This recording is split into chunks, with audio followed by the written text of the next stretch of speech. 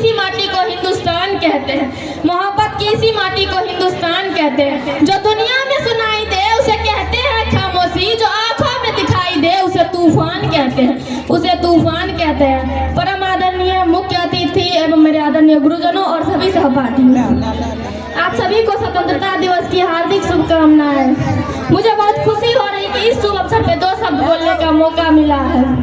आजादी का असली महत्व वही समझ सकता है जिसने कभी गुलामी की जंजीरें देखी है।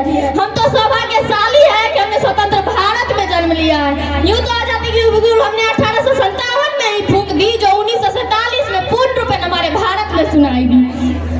मध्य प्राचीन कालीन और वर्तमान भारत के उदाहरणों से मैं स्पष्ट करना चाहूंगी कि जब हम फिरंगियों के फेरे में फंस चुके थे तो रंग दे बसंती चोला के एक नारे पे वे लोग के टोले उड़ आते थे और उनके इनकलाब जिंदाबाद और वंदे मातरम के नारे से खून में आ जाने वाला वो 5 डिग्री का तूफान अंग्रेजी शासक के जरे हिला देता था, अंग्रेजी शासक के जरे हिला देता था। उसके बाद 62, 65, 71 की उम्रों में अपना सुहाग गवा देने वाली औरत, जब घर के हालात यूं होते हैं कि प्यार भी भरपूर गया, माथे का सिंदूर गया, नन्हे नन्हे लोग की लंगोटियां चले गई, छोटी छोटी बेटियों की चोटियां चले गई, घर की कमाई गई, भाई की पढ़ाई गई, एक ऐसा विस्फोट हुआ पूरे जिस्म की गई बोटियां चली गई, पूरे जिस्म की गई बोटियां चले गई। अरे साहब, आपके लिए तो एक आदमी मरा है, मेरे घर की तो रोटियां चली गई, मेरे घर की तो रोटियां चली गई। जब इस तरह पूरा परिवार अपना देशभक्ति साबित कर रहा होता है तब देश बलिदान करता है, तब देश मर जाने को, मिट जाने को, पासी हो जाने को कहता है। लेकिन आज देश मर जाने को, मिट जाने को, पासी हो जाने को नहीं कहता है, बल्कि मेरे मानने से तो वही सच्चा देशभक्त है जो अपना काम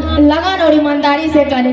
मैं सलाम करती हूँ उन वीर सपूतों को जो अपनी जान की परवाह ना कर हमारी जान के लिए अपनी जान तक कुर्बान कर देते। अरे वो वहाँ है तभी तो हम यहाँ है, अरे वो वहाँ है तभी तो हम यहाँ है। न सरकार मेरी है, न रोब मेरा है, न बड़ा सा नाम मेरा है, न बड़ी सी पहचान मेरी है। मुझे एक छोटी सी बात का गौरव है कि मैं हिंदुस्तान की हूँ और हिंदुस्तान मेरा है, मैं हिंदुस्तान की हूँ और हिंदुस्तान मेरा है। जय हिंद, जय भारत। बहुत